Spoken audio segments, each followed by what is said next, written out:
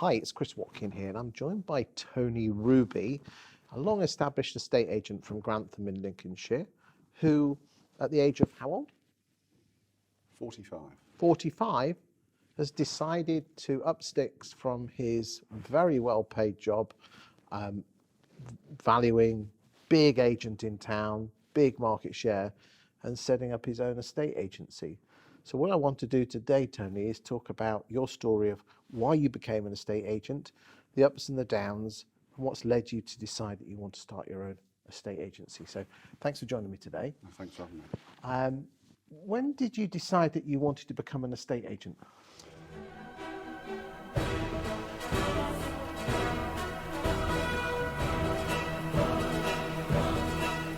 I think ironically it goes back to probably when I was a newspaper boy who used to deliver newspapers to a very well-known estate agent in Sleaford. I used to put the newspaper through the door. It was a free newspaper, so I used to do it week in, week out.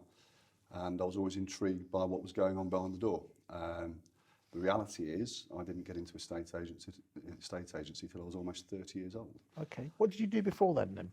So I left school and went to college in Grantham in 1992. Had 3 years there. Started working on weekends and evenings at Morrison's in Grantham in the Isaac Newson Centre there. Worked with some fantastic people. Gave me a really good indication as to what proper work ethic looked like. I was sort of doing 2 nights a week and a full day Saturday. And I really started the job so I could start to learn to drive and buy a car. I was at college in Grantham as well, so my social circle was starting to move Grantham way. And it was a great foundation to be able to sort of go to work a couple of nights a week. And when there was holidays on, I'd go and work extra and do more hours to earn more money. Why do you love Grantham so much that you haven't moved away? It's always been home.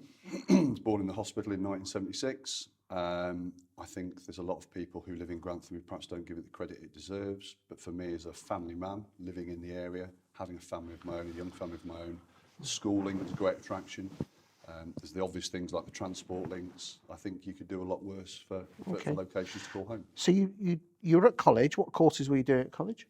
I did a travel and tourism course and also did business and finance in BTEC. So you did your 3 years there. What happened after that? So I think typically, because I had a job, I kind of ended up falling into a full-time position with Morrison's. There was an opportunity to do a management trainee course, which I applied for. Apparently it's one of those things where there's like 900 applicants and only 27 positions. I was lucky enough to secure one. It was a proper full-on 60-hour week and taking home £8,000 a year. And we were learning some really key skills and understanding the detail of retail.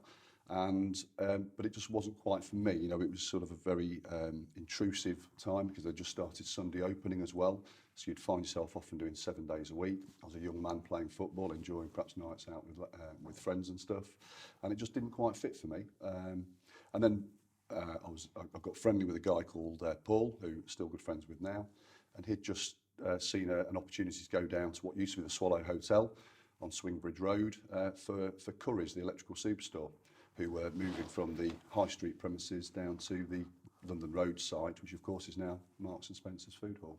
Okay, so you went to work for Currys then? Yeah, that's right. Selling microwaves and ovens and... Microwaves, dishwashers, the first iPods, video cameras, which are significantly bigger than these things here, computers, which were £2,500. Yeah, it was a really great time. So we went there as a new store opening, which was a very exciting thing. It was pretty much a new team. There was probably 25% of the existing team from the High Street branch. Made some fantastic friendships there. One of them was my best man when I got married 6 years ago. So still great. So how old were you when you went into Currys? I would have been 21, in fact, just before my 21st birthday. Okay, and how long were you there? I had 6.5 years, 7 years with Currys. Worked my way up the ladder to deputy manager number 1, which was just above deputy manager number 2, so it was 3 management in the branch. And really enjoyed my time there. What did you learn there that you were able to bring into a estate agency later on? I think for me, it was quite clear when I was talking to customers, they didn't want selling to. They wanted advice, they wanted guidance, they wanted help. That you're stood in front of a TV wall where there's everything from 14-inch down to 36-inch, if you like, was the biggest at the time, and these great big units and varying different price points. People wanted help to decide what they thought would be best for their lounge at that point. And the same could be applied for a washing machine or any other electrical product. So for me, it was about getting a good knowledge of the range, understanding what the benefits would be to a prospective client, and then trying to fit something in with their budget. Okay, so how did a washing machine salesman turn into an estate agent? Well, an opportunity arose. Curry's at the time used to be every Saturday, day off in the week, and one Sunday in 3 or 4. But they started to bring in a contract, which was 5 out of 7 rolling contract, which meant that you would be working 5 days on, obviously out of the 7, and 2 days off would probably be Tuesday, Wednesday. You know, I was a 23, 24, 25-year-old young man. You like your football, you love your football, because you follow Lincoln, don't you? Yeah, I do, Lincoln City through and through. And that's been a 40-year love affair. Not always good, but it's been for me it was a awkward decision to make, because I really love the people, I really love the place, fantastic environment and a great camaraderie. Christmases were hard work, but lots of fun. And in my mind, I wanted to do something which gave me a little bit more freedom at weekends. So I applied to work in various different manufacturing, sort of white goods manufacturers, one of them being Whirlpool UK. I think now they've been bought out by Indesit, who own Hotpoint and various others. Their head office was down in Croydon, but they wanted a territory trainer, really, sort of a sales manager, an area sales manager, covering Lincolnshire right down to sort of Northamptonshire and Warwickshire. But it meant that I could have my weekends, you know, and I could go out and I could deliver training to the large electrical retailers like Curry's, Powerhouse, there's a name we've forgotten about, Comet, another name we've forgotten about, but also build relationships with independent electrical retailers. So several in Sleaford and Grantham, for example, like Brewer and Allen and Castledines in Sleaford. And you'd really be sort of trying to build a relationship so you could gain more shop floor space for your appliances to stand. Okay. At this time, had you met your wife by this time? No, not yet. So you're young, free and single, ready to mingle. Yeah. And I think you had a previous partner, didn't you? Yeah. So how did that again? So you're now advising people how to sell washing machines. How long were you at that job with Indesit before you moved across? Probably for 3.5, 4 years. It got to a point where the area sales management team had been created. There was 13 positions across the country, but there wasn't really a stepping stone into national sales or national account management. There was a key account manager position came up, and it was very much something that I was interested in. So I decided to put my heart on my sleeve and say, yes, I'm in for that. It would have meant probably relocating down to London at the time, to Croydon area, which wasn't a problem. I saw that as being quite an exciting opportunity. And what I found was that there was 2 people at the sales team that went for it, and I got a second interview along with another person who happened to be part of the IT department at Croydon on Purley Way, and they got the position. And I think they got the position because the IT department was being sort of shut down and moved on and was being outsourced. How did that make you feel? Yeah, I was gutted. I think like anything, whenever you go after a job, you put your heart and soul into it. You make sure you're prepared right. You make sure you do your damnedest on the day to give it your all. I thought I'd done particularly well, particularly get to the second interview stage, because there was only 2 of us that got that far. And yeah, it left a little bit of a taste. You think, well, I can't really see the way forward now. It sort of put the light at the end of the tunnel. It really put a blanket over it. Okay. So what did you do next? This is where it comes back to the estate agency. I'd started to sort of think about, and explore a little bit more about estate agency. For me, it was something that was, I suppose in my mind, was one of these things that you need to be well educated, you need certain qualifications to be able to get into a position. And I just started sort of researching on what estate agency positions are out there. Now, at the time, what I did is I wrote to probably 10 or 11 agents. What year was this? This would be 2005, 6 sort of time. Okay, so the market was flying along quite nicely. It was good, yeah. It was very good. Late 2006, I would have thought it would have been, actually. Yeah, so, were you looking at other industries, or was it just this natural, this thing at the back of your mind, just flicking you? For me, it was kind of what I thought, well, if I'm going to do this, I need to do it now, and I need to try and make this happen now. And this all came back from you delivering leaflets? The newspapers, yeah, the free newspaper to this particular office every week, and that's why I ended up working, bizarrely. As a young man growing up, there's a guy a couple of doors down who's now a very good surveyor, who worked for them at the time, and I think he's now in the surveying department. I think he may well be back there. And he used to turn up for his lunch and, you know, sort of pull up in this smart-looking car. And I was probably, like I said, 5 or 6 years younger than him, I should think. You sort of look at him and think, oh, go on, have a look at that. So again, there was a little seed set as a young man. And what I decided to do was write to 10 or 11 agents, sent my CV along with it as well, and waited for the phone to ring. And it didn't. Until one day out of the blue, I had this call and he just sort of said, look, we've got your CV. I'd like to sit down and talk to you if that's all right. Can you come over to Lincoln? It was. So I went over to Lincoln and met with this guy and we had a good chat. And he sort of said, yeah, I think we can do something. 6 months later, so I started out as a negotiator. 6 months later, I got several letters back from some of the other agencies sort of saying that they didn't think I was, personality-wise, an ideal fit for estate agency. Had they met you though? No. No. Strange. And at this it? point, I was listing and listing well. Maybe that's one of those people. Actually, is a good friend of mine. I've been on many trips with, and we've always had a little bit of a laugh about it since. Okay, so you were with this agent, an independent or a corporate? Yeah, regional independent. Okay, and you were out. So you were negging, and then all of a sudden you were now listing. Yeah, the next role was interesting. I can honestly say I don't think it was something that sort of just completely got my fire burning bright. You know, it was great fun, again, great people, really busy, vibrant office with, significant numbers of negotiators in there. So you'd have sort of a bit of hot desking and upstairs for a bit of sales progression. And I'd heard whispers that there was 3 valuers at this particular branch, that one was going, one was leaving. He was going out the door. So I thought, well, what have I got to lose? I might as well just throw my hat in the ring and just tell them I'd be interested if they'd give me some consideration. I didn't know if it was the right thing to do, but I thought what it did do is it showed my intention. So I threw my hat in the ring, and What year was this? This would be 2007, Okay. Late 2007. Okay. So I threw my hat in the ring, and I sort of said that this is what I'd really like to do. I'd seen the valuers really as being a negotiator, as kind of being these people, I suppose, maybe had this awesome job of...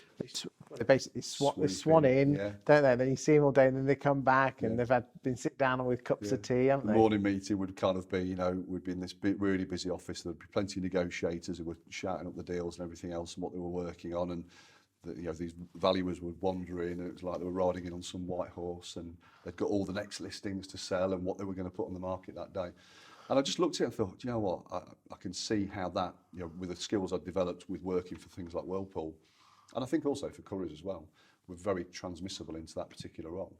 And I threw my hat in the ring, and I was lucky enough, I think probably by chance, to just happen to be the most mature one in the office. And I mean in age, probably not in mindset, but in age. And they probably felt that it was, if they were going to give anybody a go, I was perhaps the best fit. Most of the other people in the office may well have been younger to me by maybe between 4 and 10 years, maybe. Probably by chance and by luck, I went out valuing or training to value with a phenomenal operator who is still in the estate agency industry, based at Lincoln Way. And he just gave me a different insight into how things were done, because I think when I went into the the negotiator role, there wasn't really a lot of training. It was kind of, here's a phone, here's a computer, just crack on. But with this guy, and I'll give him a shout out, Rob Beaumont, he's fantastic. He took me out, and we really spent a couple of weeks just watching and learning and making loads of notes and just reading through the notes at the end of every day. And he had a certain demeanour about himself, which just sort of gave me an insight into what I needed to sort of portray myself to when I was with these prospective sellers. Describe that demeanour to me.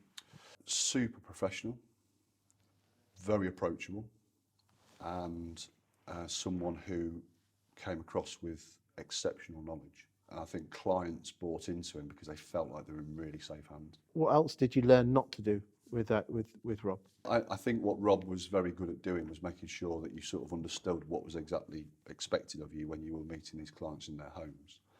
I think Rob would also be the one who probably opened my eyes to the small things in life, like making sure you take your shoes off at the door, or at least making that offer, particularly on a wet day. And breaking the ice with people. I think, again, I've seen it all too often where people go through the door and it's almost straight into this, rehearsed sales pitch, if you like, something that you could almost do with your eyes shut. I think what Rob really gave me a good insight into was that, getting somebody comfortable in that first 10 minutes and talking to them openly about the weather and the pets and the dog and the family and everything else is probably the most important 10 minutes you'll spend in that appointment, and the rest of it kind of follows on from there really. So I think Rob was very good at sort of pointing out what probably most others would consider to be the way of doing it, how isn't always the way to do it. Okay, so that you got let loose and off you were in 2007. Then the property market crashed in 2008. What happened then? Well, it was interesting. In 2007, I was valuing and I suppose as the third valuer in this really busy office, but I was turning results. Somebody then left at the Sleaford branch, and that then seemed to be this opportunity for me to go there. It was this nice spec'd up Astra that was given out at the time, so so it just seemed to be like a natural step for me. It was an area I knew particularly well. Because you lived there, had you moved to there by then? There, yeah, and I grew up there for complete clarity. So it was an area that I was well known, and bought a house in Sleaford as well, because at the time when I bought my first house, Sleaford was about 20% cheaper than Grantham. And whilst I was working at Curry's, I could stick the 25-minute journey in the car every morning and every evening without shackling this massive mortgage around my neck, or what was perceived to be a massive mortgage at the time. But so this opportunity came up, and I was going to be a sole valuer in a branch, and that was a bit of a coup as well, because that meant that every listing that came on was yours. Obviously in an office where there's 3 of you listing, obviously you only get exchange commission on the one that you've listed. So all of a sudden to have all exchange commission coming my way was again quite an attractive thing. And we listed really, really well, really, really well. I remember months of listing 35, 40 and more. But what became evident to me as somebody still relatively new to the industry was that the market was a bit topsy-turvy. We'd got these home information packs available, which, if you remember them, that meant that if you had a 4-bedroomed house and you came on the market before a certain date in June, you didn't have to have any home information pack costing 400 or 500 quid. So there's this deluge of 4-bedroomed houses came on the market midway through 2007, which added to what was already a difficult marketplace anyway. The same happened with 3 beds and every other property later in the year. And as we went into 2008, and I was in this position, it became very clear to me that the brakes were coming on. There was lots of new listings, but not so many selling. And of course, then things went really wrong in the housing market. And I found myself then coming out of the branch I was in, because one of the partners was going to take up a front-facing valuing role, which meant that my position wasn't needed there. So I was then moved over to Grantham and worked with some fantastic people in the Grantham office there on Watergate. And again, the market just seemed to grind to a halt almost overnight. I remember 3-bedroom semis on Sunningdale making 145, and it felt like overnight they were making 113. It was a complete shutdown, really. And again, they started looking at the structure of staff in these offices. So I was then given the opportunity to go and work in the rental division. Dare I say, a department in that particular company at the time, which had always been a little bit of a comical arm of the company. It kind of existed but didn't make any money. It was a strange place. But I ended up working in the rental department with 2 or 3 people I'd worked with in the sales offices, and we just started to apply, I think, simple sales skills but into the lettings environment. So if we'd got stuff that wasn't moving, let's speak to the landlord about a reduction. Because if we can get a turnover of property, we're going to start seeing a greater income. Coming back to the money, was the money important to you? Was that what motivated you at the time? Not now, at the time. I do remember a conversation when I took the office in Sleaford, the opportunity in Sleaford, talking about what their average valuer was earning. And I remember thinking, wow, big time. This is the big time. But I think as time has worn on, that's not been my primary goal. I think making sure the journey of the client has been more. Let's come back to 07, 08. Okay, we'll come on more onto where you are now. But at the time, was money important to you? Yeah, I think to any younger person, it certainly is. Okay. So you went into the lettings department and you adopted some sales techniques. Did that work? It did. We started to see better turnover every month. It grew and grew. We were attracting landlords, and don't get me wrong, some of it was gifted landlords, I suppose, from the sales office where they got stuff that wasn't selling and the property was empty perhaps, so we'd perhaps be given a few listings that way.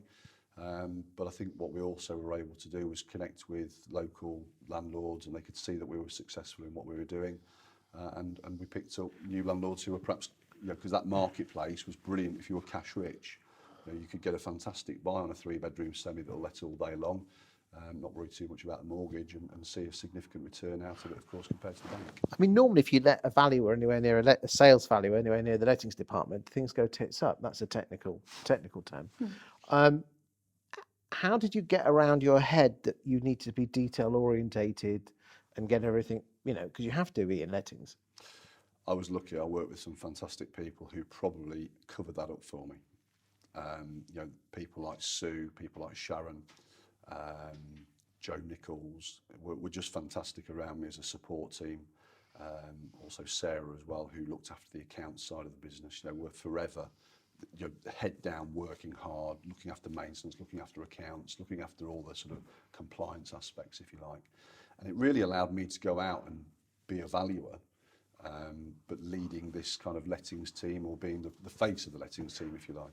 Were you not looking at the sales department wishing that you were on that side of the fence? I could see how difficult it was on the sales side at the time. I was just thankful to be still employed, I dare say. I don't think I did anything where I sort of thought my job was ever at risk, but I could see how difficult it was in the sales side at the time, and how difficult conversations were having to be had with sellers. It's about getting the price right, getting it down in price. A lot of stuff, probably lost anywhere between 15 and 20%. So, I mean, we're not talking about small reductions here. And it was really what you had to do in that marketplace as a sales agent, is understand who was motivated, who needed to move, what was their reason for moving, where are they going? Is it a relative move, i.e. we're selling for less money, so we're going to be buying for less money, or is it selling out the market altogether, where, of course, you're going to feel that financial hit? So I was looking over there at some great people who were finding it pretty damn hard, I should expect. And were you kind of glad that you were on the letting side? I think it gave me it put a different feather in my cap. It gave me a different aspect to look at in terms of estate agency. Lettings was exciting, it was quick, it was fast paced. Probably helped by working with a great group of people, because I can imagine that lettings per se, if not working with the right people, can be pretty damn hard. So this is 08, 09 through to 10. Yeah. Why aren't you still a letting agent now? What happened then? There was a restructure at the time. I remember being in my office in Sleaford, and there was rumour and talk of perhaps lettings going central into Lincoln, whereas I used to look after Sleaford, Grantham and Boston, so sort of South Lincolnshire. And I sort of asked the question to one of the partners at the time, the junior partners. I said, I've got a funny feeling I need to be slightly concerned about my position here. And their exact words still ring in my ears now, even though it's 11 years on. Tony, you never need to worry about your position with us. So I made my way to Lincoln. It was a tough thing, because only a few months beforehand I'd met my now wife. She was living over towards Melton Mowbray. Of course, spending time together, but getting to Lincoln every morning was kind of challenging enough in its own respect. Lincoln's not an easy place to get into the centre of on a morning, or a work morning. And one Friday, November the 25th, 2010, about 5 o'clock in the evening on a Friday, the door swings open, and in walks the junior partner. And I thought, this is a bit odd, and basically made me redundant there and then. So I was put on leave for a month, if you like. I was employed, I suppose, technically till the end of December, and the immediate thought was complete panic. What was going through your head on your journey home that night? I was in tears. I was shocked. I was angry. I felt completely like I let myself down, like I let my missus down, family down. Okay. How did you turn it around? Well, I'd spoken to a couple of people who worked for my existing employer and asked if they could have words with a few people. And they did, and I met up with a couple of people. One who's got a very, very successful office in Newark. We sat down for a couple of hours, and he wanted to help, but it was kind of a position where you'd be They were perhaps... in a tough position as well, Yeah, weren't of they? course they were. Very tough position. They, they'd got this sort of opportunity perhaps they could put my way, but it would probably have been sort of a viewing coordinator and the rest of it. Did you feel a failure? Yeah. I mean, For I've been me, there myself. I've been there myself. You feel, what have I done wrong? yeah, I couldn't put my finger on it. I don't know if it's absolutely nailed on medically. I think it pushed me into depression. Okay. December was really hard that year. It was the year where temperatures were kind of like down at -10 for what felt like 3 I can months. remember, yeah. And I remember going to sort of Business Link had like a training day in Grantham, and I remember driving in. It was -14, and sitting in this room, and these people were sort of talking about setting up their own business, and I was thinking, I just don't know if I've got that in me, you know. I was kind of looking at these people, and they're all very supportive, and it was a good thing to sort of expose myself to. My biggest fear was, if I didn't have a job by the end of the calendar year, who would be paying me at the end of January? Because, you know, I didn't have money to back myself up come January. I had, at the time, obviously bills to pay, the usual household expenses. What support did you get from Sarah, your now wife? She was fantastic. She always is. She just completely supports me in everything that we choose to do, or I choose to do. I think she doesn't suffer fools. She's also very good at sort of, you know, okay, let's stop this mithering here. Let's get on with what we're going to do next. So she was a complete rock. You know, she would be very, very supportive and very, very sort of accepting of where the position was at. She never gets down on things, you know. So she's been a fantastic, you know, moral boost. She's been a fantastic pillar of support. She's been, well, more than you could ever wish for as a chap growing up. You said you feared that you weren't going to pay the mortgage at the end of January. What was going through your head? What can I sell to make ends meet? What can I get rid of? What have I got that's of any value? Okay. So you were 34, 35 at this point? 33, 34? Yeah, 30, 35, yeah. Okay. 34, 35, yeah. What turned it around? What was the first thing what was the catalyst, or what happened that you actually said, this is not the end of the world? I had a couple of conversations with people out of the blue. A guy from a very well-known corporate agency got in touch completely out of the blue and said that he might have an opportunity, might be in Grantham, might be this, might be that, might be the other. Would I be interested in meeting to have a chat? You know, this was probably something like 10th of December, I dare say. So you're thinking, well, who's going to employ somebody in December for a start? But we met up in Leicester, in their High Street branch, or their branch in Leicester, and we sat down with himself and also the area director, the regional director, and we talked a bit about myself, we talked a bit about what I'd done, where I'd been, and it turned out they had a position which happened to be in Grantham, and it was a valuing role, or a lister role as they call it in that particular company. And you know, actually the package, you sort of look at it now, and I kind of had to pinch myself a little bit. It was kind of, you know, this immediate offering that was put in front of me was kind of like, that's pretty good. You know, I was kind of working these numbers in my head thinking, that could work, you know, and the opportunity was to start on the 2nd of January. So it kind of dovetailed nicely. Eventually it kind of all came together. How did that make you feel? Well, it made me realise that whilst others might not have recognised what I could bring to that particular party, there were others out there who, like I said, I hadn't approached this person. They'd sort of, like I said, found my number, got my number from somewhere, and I still don't know to the day how that conversation came about to end up speaking to me. But it made me realise that, you know, people out there perhaps do fully appreciate some people and their skills and their experience. So you know, I started work with them on the 2nd of January. 2011. 11, yeah. Okay. Did you know what you wanted to do with your life at this point, or were you just basically with Sarah? You weren't married at this point, were you? No, with Sarah? no. Okay. You were just getting on with life, taking each year as it comes. I think so. I don't think I had a clear direction on what I wanted to do. I think it was about, again, kind of perhaps working your way up that ladder. You know, looking at the corporate model, thinking, okay, well, let's see where we can get to. Let's see what we can do. So I think that was kind of probably the primary goal. Really, just go to work, earn the money. If there's a progression. I'll just Yeah. get on the ladder Yeah. like you did with the washing machine manufacturers. See where we can get to, really. Once you've kind of the worry about how am I going to pay my mortgage. I mean, 2011 was a tough market, but it was not so bad as 08, 09. How long were you at this agent for? You know, and when did the scales come back from your eyes where you think, actually, I want something a bit more than this? I was with them for 2 full calendar years. I started my new position on the 2nd of January 2013.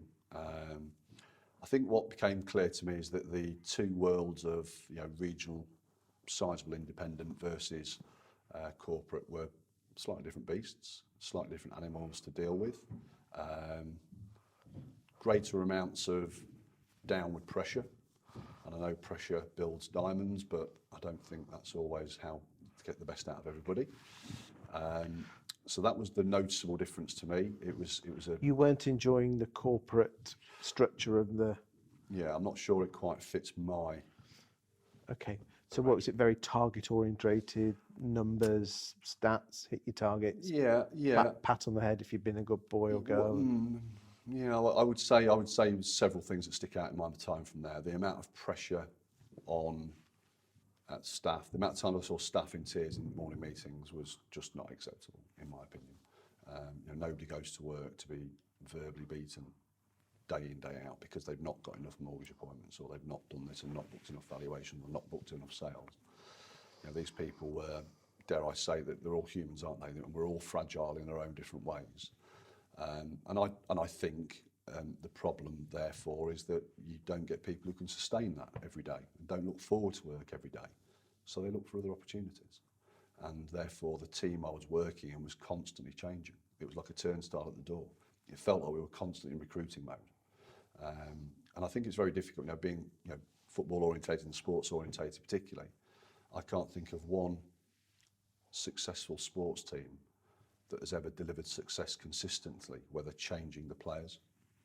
And if you look at it in the same way with the estate agency, I think it's very difficult to be successful when a vendor is ringing up 1 week and then 3 weeks later speaking to somebody completely different who hasn't got a clue who they are.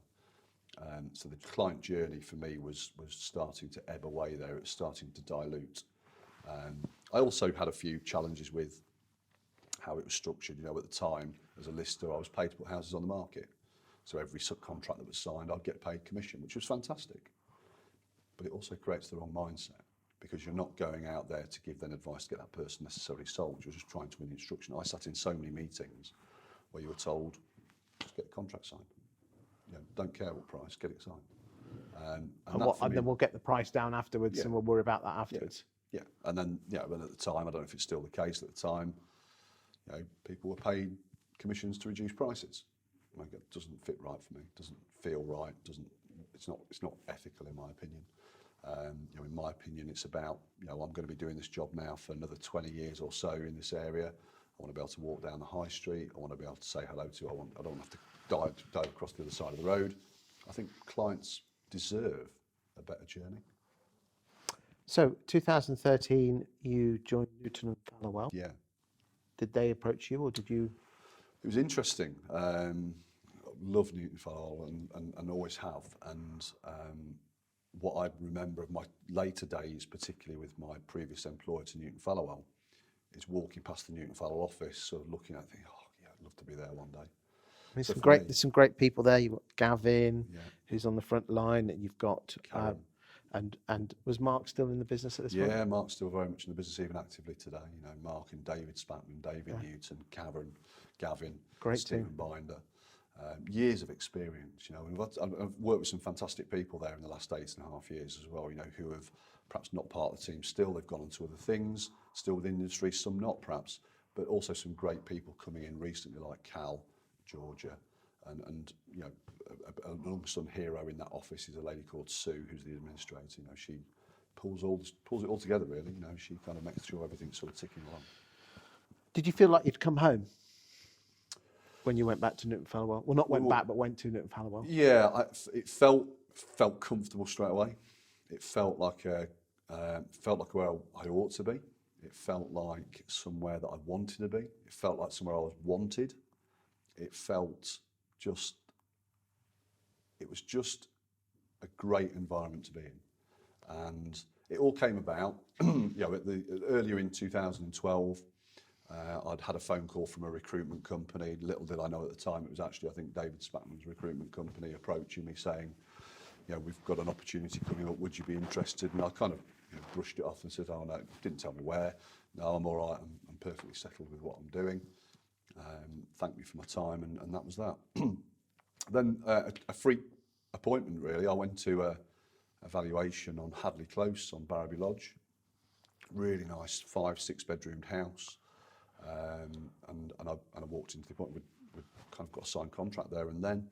And I was working for a previous employer, and I walked out the door, and another great operator, Jason Treadwell, was coming in. The Treadmeister. The Treadmeister, yeah.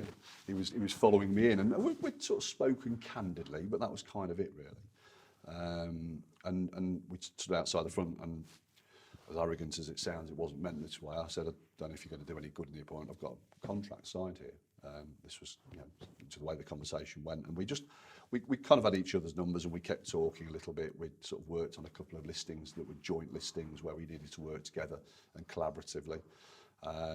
And I think, from what I'm told as well, Gavin was also quite a fan of sort of saying, well, you need to get probably Tony here.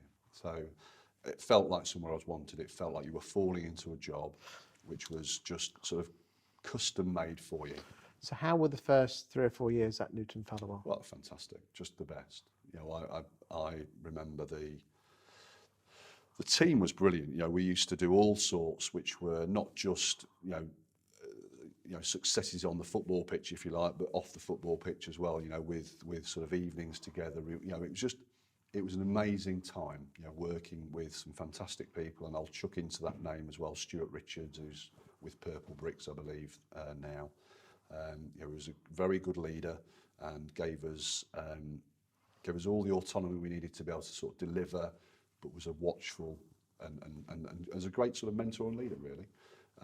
So it was a very, very good time, and Stuart decided that the animal wasn't for him anymore, and he went on his way. How did that happen? Because the number of people where someone leaves the firm who's an important, and it's almost business as usual, and they don't talk about it. Did they talk about that, or was it kind of swept under the carpet? Yeah, a little bit, I think. I mean, I was kind of natural succession. I don't know if that's what the right wording is, but it's your branch now, and that wasn't the case for long, because it didn't fit right for me as a valuer, being out the office from sort of 10:30 in the morning till 6 at night and everything else. Trying to manage an office remotely is impossible, I believe. But what was great about people like Stuart is he was a fantastic lister, very good with his clients, very experienced, very knowledgeable, particularly on new builds. I mean, new build knowledge beyond anything I've ever known, and learnt a lot from him as well. So you found out that managing is not necessarily your best thing. You preferred actually dealing with the customers, getting the house on the market, getting them sold. I think it's an impossible job to split unless you are there more than you're not. When you're out of the way from 10 till 6, and you might have the opportunity to nip back, and it's literally a nip back in. It's very difficult to manage that, from a remote location like your car. Yeah. I think that I don't think I dealt with it particularly well. I had a lot of sleepless nights about it. I remember dealing with it. It wasn't just obviously the management aspect of staff, but there's customer complaints coming on top of that, and it possibly for a period of time made me quite ill. I remember, I'm not a sicky type of person. I can't remember how many days I've had off in my 9 years at Newton Fallowell, but I bet I can count them on sort of 2 fingers. And it just applied this sort of pressure, which just made me suffer a little bit, and I wasn't enjoying it at all. How long before they realised and actually you went back to full-time valuing? Not long. 5-6 months, I dare say. I'm with you. I would say, probably the staff had recognised that it wasn't my bag, and I think they were probably, whilst they're very experienced individuals, they probably still want coercing and guiding and delivering, but they were still experienced and to be able to deliver on the back of the scenes. So you were back to what you loved, which is basically sitting in people in homeowners' front rooms on a sofa like this, talking to them, enjoying the job. It really could have gone forever, couldn't it? Could have gone on forever. And I've tried to bring, I think, some different aspects to it as well. I talk a bit about the client journey earlier on, but for me, what I wanted to be sure of as a valuer who was being paid a small commission on exchange and a sort of a, if I hit a certain number of listings, I'd get paid an extra bit of commission. I wanted to make sure that the company was one of the first names that people were thinking of when they were looking at selling their home. So, how do you do that is usually the question next, because of course, the average, according to Zoopla recently, the average person in the East Midlands stays in their home for 17.9 years. Well, a lot changes in 17.9 years in terms of selling a home. A lot changes in that time in a lot of people's lives. So I started to deliver and add video content to the listings because I thought, well, do you know what, if I'm talking to the market about our new stuff coming to the market all the time, it puts the brand out there, puts the name out there. And then when people are in that period of time, that 3 or 4 days where they're thinking about choosing an agent in the 17.9 years, maybe we'll get the call. It's interesting that you said you took on the use of video in a estate agency. You took that off your own bat. I mean, not a lot of agents would do that. What made you do that? Did you ask permission or did you just start? Just started. Nobody's ever asked me once to put together a video for any brand I've worked for. I'd seen a lot going on with the way other industries were turning their attention to video. And I thought, there's got to be something we can do here. Social media has become a big thing. We're talking about now sort of 5 years ago. So social media become a big thing. There was a lot going on with, I'd drop my car in for a service. I'd get a video back about what was wrong with it. I was doing post-valuation videos, should I say, where I would sort of perhaps just send them a quick 1 minute, 1.5 minute video, just summarising what we'd said and thanking them very much for the time. And I thought, you know what? This could be easily adapted to outside of a property. And this is how we met. I remember you walking into the office bold as brass and introducing yourself to me after you'd seen the first one I did on Hudson Way. That was a long time ago. That was chapter 1. 5 years ago, a lot's changed in the way I do that now. But it just seemed to me to be this thing. And what I recognised was that vendors loved it. Vendors absolutely loved it because it was different. Every agent's very vanilla, aren't they? We do Rightmove, we do Zoopla, we do floor plans, but yada, yada, yada. It could be the same company, different colours, and what the video did is it differentiated us. Because memory serves me well, these are my figures, but I believe that your market share grew from around 8% in the town to somewhere in the mid-teens. Yeah, I think it was slightly greater than 8%. You remember the old for sale sign analysis company? I seem to recall we used to have sort of 20+%, 22, 23% kind of market share of sold boards. A little bit inaccurate, aren't they? Because of course some sold boards go missing, some sold boards aren't changed from for sale at the time when the account's done. But yeah, we certainly grew, and what became very clear to me was that the distance between ourselves as the market leading agent and agent 2 dramatically increased. What was particularly interesting is that you almost got too busy at one point and you stopped doing the videos. Yeah, it's strange really. Looking back on it, don't get me wrong, doing a video for each property and when you're listing 30, 35, 40 a month is not an easy task because it takes time, it takes effort, it takes a lot of things. I think I got a little bit camera shy at one point. I think I got a little bit sort of, I don't know, but like I said, probably too busy where you're sort of thinking, do you know what, this will do as an alternative. Obviously you always say to me, done beats perfect. And I was thinking, well, at least it's something done. Yeah, you fell into the trap of moving images. Yeah. And nowhere near as engaging. Don't get me wrong, there's a lot you can do with social media to push this to an audience. But what I learned further down the line was that people like the video, not for the fact that you're just showing them a house, is it gets them sort of getting to know you a little bit, or like you a little bit, or trust you a little bit. They get to know the sort of person that's going to turn up at their door. Because it's very interesting is that, I'm a Grantham chap myself, and everybody knows you. But that didn't come overnight, did it? No, it didn't. And I remember walking down and, you do those videos on social media. I've only done 3 or 4, and I was thinking, what the hell, this is easy. All you've got to do is put your face out there a little bit. But it doesn't come overnight. That sort of turning it into a new set of evaluations to turn to a new set of instructions doesn't come overnight. You've got to be relentless with it. You do have to be. Are we talking months or possibly even years? Without a doubt. So anybody watching this now really ought to start, because they'll start seeing the benefit in 12, 18, 24 months' time, I dare say. I think it depends on the type of content you put out there as well. Now, because I was busy, the type of content I could put out there at the time was very property specific on that particular property. And there's a lot more that can be done above and beyond all that, which I want to move towards to give people value. Well, I mean, you for the last 12 months, you've been doing, since lockdown, you've been doing those other videos where you interview local people. We'll come on to those a little later. When did things start to change where you think to yourself, actually, I want to do something, I mean, what made you think to yourself, things need to change? I don't know if there was a particular moment that I can draw back to. Or was it a kind of like there's never a time when you fall in love with your other half? It kind of just happens. Progresses. Yes. Well, there's a story about my other half, and I can tell you a bit about that in a second. But yeah, I don't know if I can pinpoint specifics. I think what became evident to me was that, in fair play to Mark, we managed to find a buyer for his business probably 4 or 5 years ago now. And it meant that the way the company was formed and structured, I suppose, was changed subtly, not massively. It didn't turn into this beast overnight, just turned subtly. And I suppose it just sort of meant that we lost a little bit of that Family? that culture, that family, that I don't know what it is. It became a little bit more.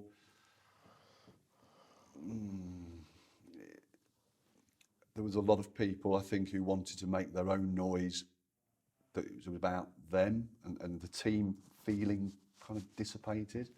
I found that it would become maybe not the. It wasn't as exciting going into work every morning. It wasn't as. It didn't quite. I was still excited about going out to value. I was still excited about putting houses on the market and getting doing the best for the client. But maybe that time. So really, you loved the post 10:30 when you're out with the punters, but the 8:30 to 10:30.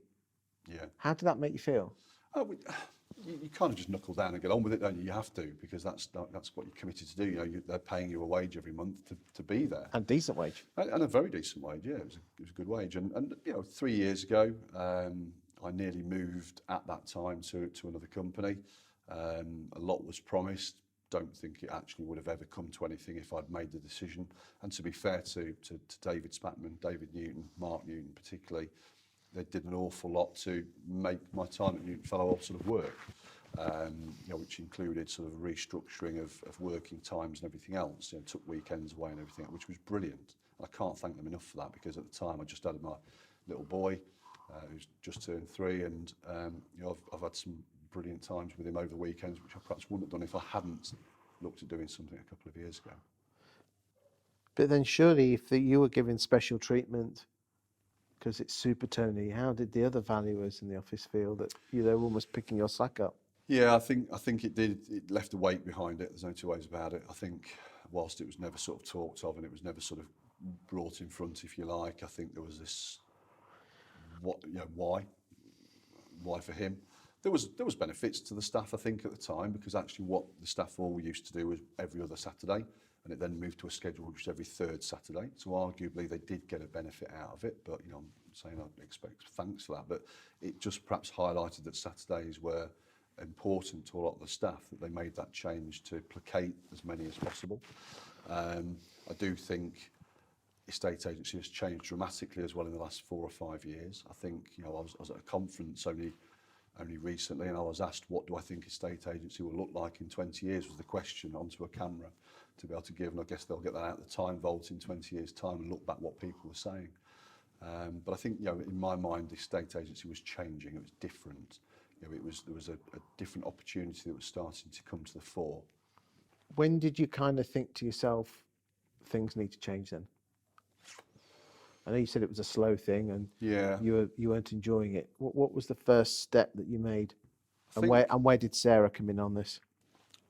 Sarah's always been very, as I said, super supportive. I think what I started to note more than anything else was that, from the social media presence, there was people making direct contact with me via Facebook and other platforms, and sending you a friend request or a message which goes into your message requests. It's somewhere I check every day now, because you have to be sure. And it was just people saying to me, Tony, I want you to put my house on the market. You know, there was no obstruction from, I want you to come out as one of my three. It was just, Tony, I've got a house to sell, I want you to sell it. So because you were doing all these videos, people were contacting you direct to put their house on the market. And did the penny drop one day, or? Yeah, it was post lockdown 1. So I think I returned to work after furlough on the 18th of May 2020. And I think in the month after that, obviously it was super busy anyway, the market was really heating up before the stamp duty holiday came along. And I think in the 1 month there was 6 or 7 came into my inbox of similar, and I sort of looked at the values of these houses and looked at the fees and thought, it's like £24,000 of fees then. You know, I'll get 240 quid when it's all done. So what did Sarah say about this then? I sat and talked with her in great detail about. Because you only just bought your house, hadn't you? Yeah. I mean, it's scary as hell. Yeah, well, there was a couple of ducks we had to get in order from a personal point of view. That's probably what slowed the process down, if I'm being honest. This could have been happening a year ago. It would have been an interesting time to launch post-pandemic. But you know, we had some certain personal ducks to put in order, which would also give us the opportunity to be able to look at what we could do with our future. My wife's she won't like the word, an entrepreneur as well. She's got her own she's a self-employed business as well. So she understands what's what, and I kind of just highlighted to her 2 benefits really. One was that, you know, how I think I might be able to buy back some time for the kids. I had a dawning moment in November 2020 where I sort of looked at it and thought, my little girl was 8 years old. You know, half of her childhood is done, and it's gone in the blink of an eye. And like I say, I've got a little boy now who's 3 just in May. And I want to make sure that those years with the kids are as enjoyable as they can be. I don't want to be known as dad had to work to put food on the table all the time. And I want to give the time at the times that suits them. And I think that's where, again, I've noticed a big change in the working patterns. This is, again, probably a post-COVID thing. That you can still do a good day's work. It just doesn't have to be 8:30 till 6. It could be 7 till 8:30. Take my little girl to school, which is a highlight of my week, and then back at it from sort of 9 o'clock onwards when the house is quiet, everybody's out. You can pick up the kids if you want. So, yeah, it just works. There's much better ways, I think, to be able to engage a day's appointments. It doesn't all have to be 8:30 till 6. But what was the penny that dropped with Sarah, with all this? Sarah told me that I needed to believe in myself. She told me that I needed to have the courage of my conviction. She understood, she saw, people contacted her about me going to put their house on the market, you know, so it wasn't just, and Sarah's really well connected, not just in Grantham, but towards Melton, the villages in between the Vale. And we'd get requests all the time from people who are sort of in Melton area, but of course, because it's a franchise operation at Newton Fallowell, that meant that there would be a referral to the Melton branch or to the Bingham branch, but not something I could get involved in. So Sarah taught me that I just needed to believe that, you know, things wouldn't automatically stop, the tap wouldn't turn off just because I wasn't where I was known to be working. And I think arguably because people were approaching me directly, it wasn't about Newton Fallowell and having Tony out, it was about having Tony out. So when did you make the decision, let's do this, to start your own agency? I think the honest answer is the seed was set probably in later part of 2019. Okay. I'd seen some noise about of different possibilities and opportunities under a self-employed umbrella, and there's lots of them about. There's not just the sort of 2 you automatically think of. I had some conversations, seemed a bit too good to be true. And, you know, furlough came about. It's a strange time because I really enjoyed it. I really enjoyed spending that 9 weeks with real close contact with my wife and kids, and you know, we don't fall out as a family anyway, but to spend that time educating my little girl, again, made me realise just what I was missing. Because whilst I might be, you know, working hard obviously for listing those houses till 8:30, 9 o'clock at night, the only people that were suffering in my life at that time were my wife and kids. You know, but spending that exclusive 9-week period probably reinforced to me that, you know, I think there's more out there that I could do. So I think the penny really dropped I think I'd sort of in my mind committed this was going to happen during lockdown back in March, April 2020. Can you remember when you handed your notice in? Yes. Anticipation, scared, fearful? Yeah, interesting times. Surely, because I've known you for years, and you can have your missus and everyone else tell you you're wonderful, but you can't silence that voice in your head, can you? Yeah. Were you having sleepless nights? Because as the male, you're kind of Yeah, there's an expectation, isn't there, to bring the yeah. bread to the table. I think once I could see on paper that how this could work, there was probably quite a lot of anticipation, excitement. Yes, it was very daunting as well. I remember waking up on the morning, sent an email within 10 minutes, laid in bed saying, can we have a Zoom call today to the chairman and the managing director? And I had an email back very quickly saying, yeah, what time's fine for you? And we had the conversation later that afternoon. And I think they knew it was coming. I'd never made any, I'd never hidden the fact that I had my ambitions and my plans and what I wanted to do. I think for the previous 12 months or so, they knew it was something I was sort of really. Do you think they could have done anything differently? No, I don't think so, and I dare say I've asked myself the question that, and they've probably asked themselves that question as well. I don't think so. I think the time was right for them to bring somebody else in that they think can do a good job for them, because I felt that that my kind of pathway was going this way and theirs was perhaps going in a slightly opposite direction, and it just felt like the right time for all parties, in my opinion. They may well say differently. But we've left on really, really great ground. Because if you don't mind me saying, you had a 3-month notice period, and they actually they're not made you, but it's very rare. But you were out valuing almost to the last day, weren't you? Up until May the 27th, that was my last valuing day, if you like. I gave my notice on March the 18th. You must obviously think a lot of you that you're not going to do the dirty on them. I hope so. I've got a huge amount of respect and trust for them. Landing that job back in 2013 was like a dream come true. It was a real privilege and honour to represent them as well for, like I said, for the thick end of 9 years.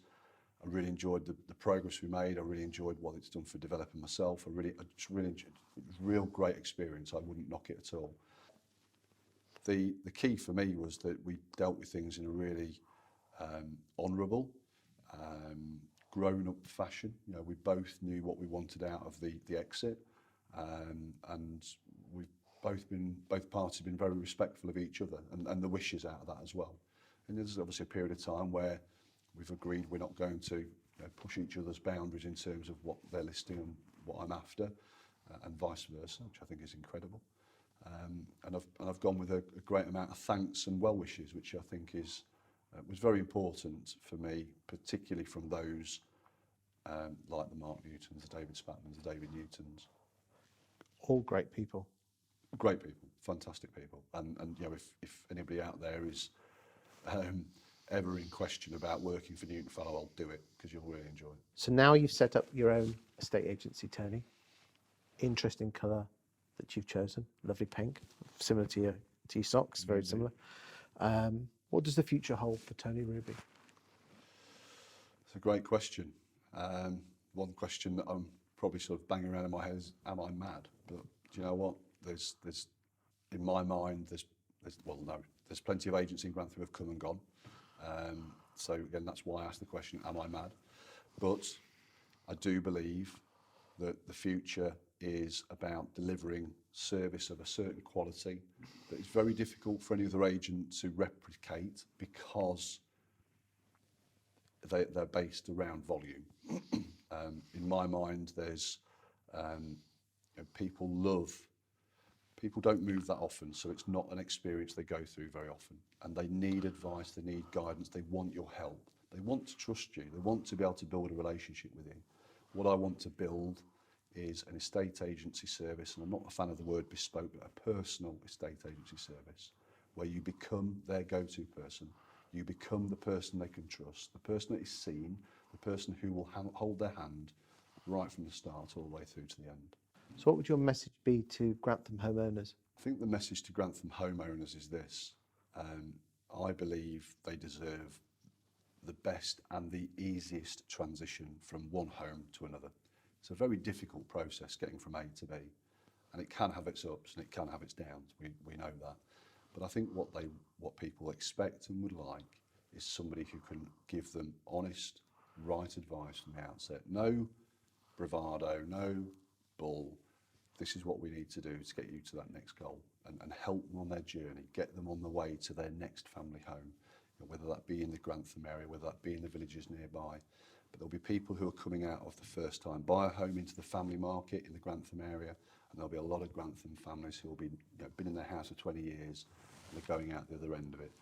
And I think there's a real opportunity for a Grantham man like myself, who's a family man, to help those Grantham families make that move. Tony, if we're watching this video back in 2025, what does happiness look like for you? Happiness in my mind is the opportunity to look back with a great amount of pride and honour at the people I've helped move. I think from a personal perspective, it's also the opportunity as well to be able to help my parents through their retirement. I think it's also the opportunity to help my mother-in-law through her retirement, to be able to give the kids what they need, what they want, and if they've got ambitions and plans to head on to university and to do these other things, to be able to support them through that. Tony, thank you for your time today. I've got a great feeling that you will hit those goals in 2025 and beyond, with the support of Sarah and your family, the people of Grantham, and the wider estate agency population, who I know love you to bits. So thank you for your time today. You've been inspirational. And I hope you have enjoyed the story today of Tony Ruby. And it is our intention for us to touch base with him every once in a while, because we both live in Grantham, and we'll do the journey on the understanding that it'll be warts and all, goods and bad. Oh, absolutely. I believe in that wholeheartedly. Thanks for your time today. Thanks for having me.